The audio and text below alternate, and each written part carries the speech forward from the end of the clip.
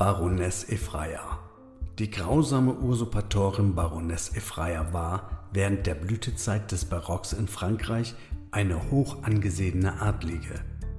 Hinter der Fassade von Reichtum und Anmut zog sie im Verborgenen die Fäden, meisterte das Spiel der Intrigen und Manipulationen, während die Ahnungslosen nicht einmal ahnten, in welchem Netz sie gefangen waren.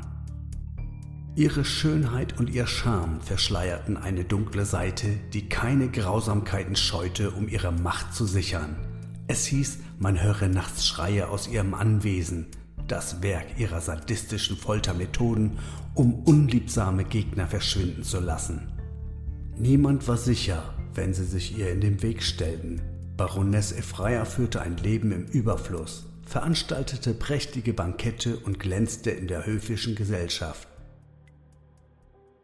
An ihrer Seite war stets ihr kränklicher Ehemann, den sie durch eine tägliche Dosis Gift ans Bett gebunden hatte.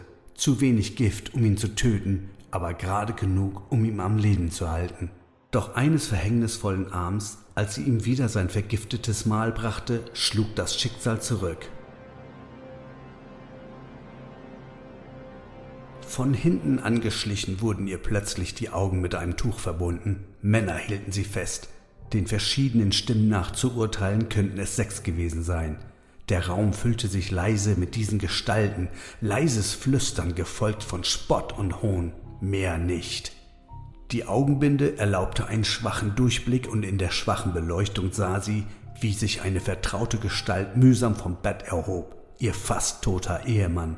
Er bäumte sich mit letzter Kraft auf und stieß ihr einen Dolch mitten ins Herz, zu schwach, um sie zu töten, aber stark genug, um sie leiden zu sehen.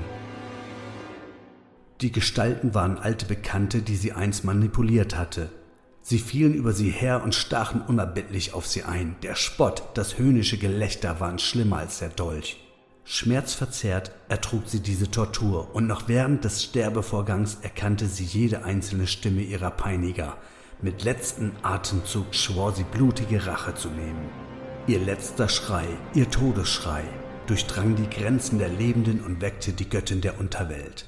Diese sah das kämpferische Potenzial der Baroness und beschloss sie in Astra Goddessia wiederzuerwecken.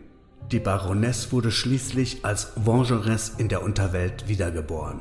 Vengeresse, ein Wesen, das von Rachsucht durchdrungen war, und mit ihr erhoffte die Göttin blindwütige Vergeltung. Vergeltung für alles, was ihr widerfahren war.